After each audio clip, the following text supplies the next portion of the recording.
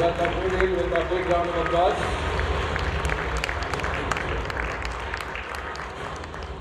Hi, good evening. Alright, so just can you please elaborate on how waste food is an endless source of energy? Well, actually, first of all, it's not waste food. It is food that we don't consume.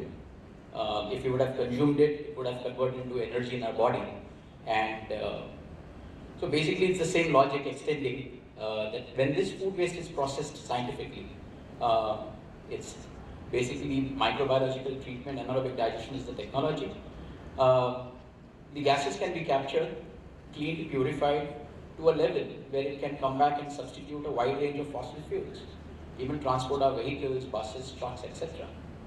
So transforming what is generally perceived as waste, and because the waste generation is inevitable, cities are growing, needs and demands are on the rise, waste is on the rise. So the source is endless, and whether we like it or not, it will still, even when you dump it into the landfills, it will still produce and let out into the atmosphere the gases.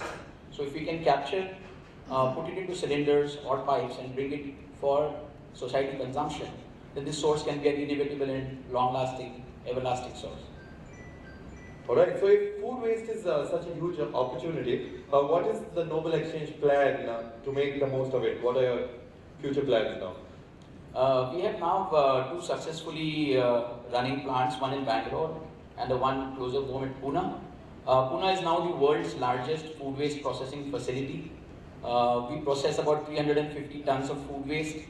We convert that into 20,000 kgs of LPG or diesel replacing gas. We are manufacturing out, converting about 60 tons of manure every day. And yeah, we are looking to now run green transportation grids for private sector IT companies. For example, Infosys has about 150 buses for their employees. And this entire bus network, along with our service partner Scania, can now be converted into a green grid. So eliminates completely the use of diesel. Each bus that runs about, you can say about 300 kilometers a day uses about 100 liters of diesel. And you multiply that by 150, so you know the numbers, and this happens for 6 days a week. So we are looking at those kind of footprints and those kind of markets. Of course, our manure is really marketed to agricultural sector where it replaces chemical fertilizers, and contract farmers who are looking to do organic farming, so that enhances their productivity and output.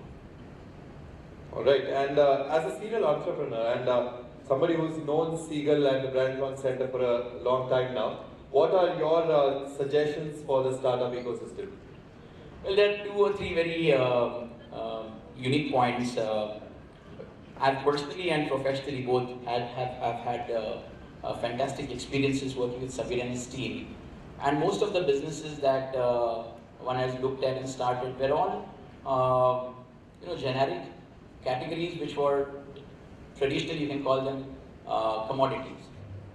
So in our first two businesses, there was no great product idea. There was a marketing idea. Yeah, and those marketing ideas really came from sessions that we used to do at Seagull. And it converted a commodity type product into a branded service offering, where price was not a comparing point at all.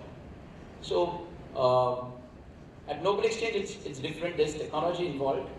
But even then, there is a trap waiting out there in the market which keeps pushing you to compare price per kg versus the lowest available form of fuel.